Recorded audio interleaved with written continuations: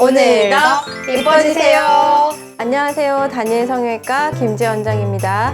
안녕하세요. 1편에 이어 출연하게 된 김지호입니다. 우리는 지호 지아예요. 너무 쪽팔려서 눈, 코, 입이 다 사라질 뻔했지만 극복. 지호 저번에 여드름 좀 났다고 그랬잖아요. 네. 혹시 치료를 좀 받아본 적이 있나요? 아니요.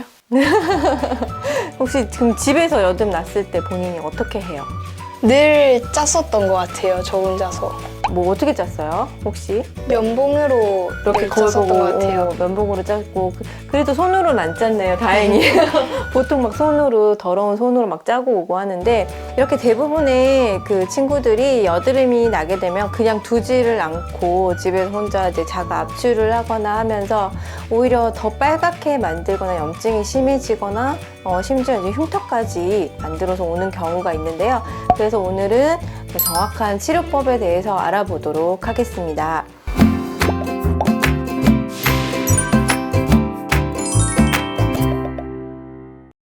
지호는 아까 치료 받은 적이 없다고 했는데 혹시 주변 친구들은 피부과 다닌 친구들이 있나요? 네, 피부 안 좋은 몇몇 친구들이 피부과 다닌 걸 본 적 있어요. 그쵸. 근데 그 친구들이 복용하는 약이 있지 않던가요? 네, 약 먹는 것도 봤어요. 보통 친구들이 여드름이 나게 되면 먹는 약이 크게 두 가지가 있습니다. 하나는 바로 여드름 균을 죽이는 항생제와 피지를 조절하는 피지 조절약 두 가지가 있습니다. 이 약은 먹을 수 있는 복용약도 있고요. 바를 수 있는 바르는 연고제제도 있기 때문에 여드름이 날 때는 반드시 집에서 뭔가 혼자 하려고 하지 말고 병원에 와서 약을 처방을 받는 것이 좋습니다. 그리고 또 병원을 오게 되면은요, 여러 가지 치료를 하게 됩니다. 혹시 그 피부과 다닌 친구들이 무슨 치료 받는다고 들어봤어요? 여드름 압출만 들어봤는데 다른 건 더 없나요? 보통 이제 여드름의 기본적인 치료가 바로 압출이에요. 절유된 피지가 모공 안에 이렇게 남아있는 것을 압출을 해줘야만 합니다. 그래서 원활하게 피지가 분비가 될 수 있도록 해주고요. 염증이 심해진 부분에는 피부과에 오게 되면은 염증 주사를 맞게 돼요. 약을 먹거나 연고를 발라도 염증이 잘 가라앉지 않는다 할 때는 병원에 와서 염증 주사를 맞게 되면요 빨리 가라앉으니까 흉터를 예방할 수 있습니다. 그리고 우리가 병원에서 또 어떤 걸 하게 되냐면 우리 지호 필링 알죠?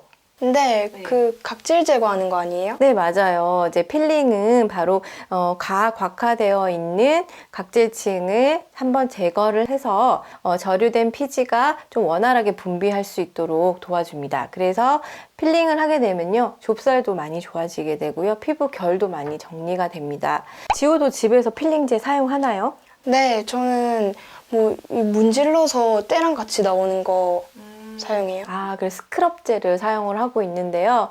스크럽젤은 피부에 굉장한 자극을 주기 때문에 적절하지 않다고 제가 지난번 영상에서 설명을 드렸었습니다. 참고해주세요. 병원에 오시게 되면요, 그렇게 문지르거나 하는 자극이 가는 필링제가 아닌 발라놨다가 닦아내는 그런 정도의 자극이 없는 화학 필링제를 사용을 하기 때문에요. 집에서 스크럽이 들어가는 필링제를 사용하시기보다는 병원에서 안전한 필링제로 필링 치료를 받기를 권장드립니다. 그런데 친구들이 피부과를 다닌다고는 하는데 피부가 불긋불긋하고 거뭇거뭇한 건 왜 그런 거예요? 보통 그게 이제 여드름으로 인한 불금증인데요. 여드름은 아까도 설명했듯이 염증 질환입니다. 염증이 생긴 곳으로 여러 가지 면역 물질들도 가야 하고 피도 몰리기 때문에 혈관이 확장될 수밖에 없어요. 그래서 이제 그 부위가 울긋불긋하게 붉어지는데요. 그런 부분들은 그냥 관리나 스케일링만으로는 좋아지지 않습니다. 그래서 옥시헤모글로빈을 타겟으로 한 혈관 레이저를 사용을 해서 확장된 혈관을 축소시켜주는 치료를 받아야만 그런 부분들이 해결이 되고요. 아까 우리 지호가 물어본 것처럼 거뭇거뭇하게 된다고 했잖아요. 그것은 바로 염증 후 색소 침착이라고 합니다. 염증이 생기게 되면요, 그 염증 세포들이 멜라닌 세포를 자극을 해서 여드름이 났던 붉었던 부위들이 다시 까맣게 변하게 되는 색소 침착을 겪게 됩니다. 그래서 염증을 그냥 두게 되면은 색소 침착으로 가기 때문에 빨리빨리 염증을 치료를 해서 색소 침착을 예방하는 것이 중요합니다. 그런데 이미 색소 침착이 된 경우에는요, 힐링을 하거나 아니면 토닝 치료를 해서 그 색소 침착을 완화시킬 수 있습니다. 근데 요즘에는 그 토닝 치료를 하면서도요, 파장대를 다르게 해서 그 염증도 완화시킬 수 있는 토닝을 받으실 수 있습니다.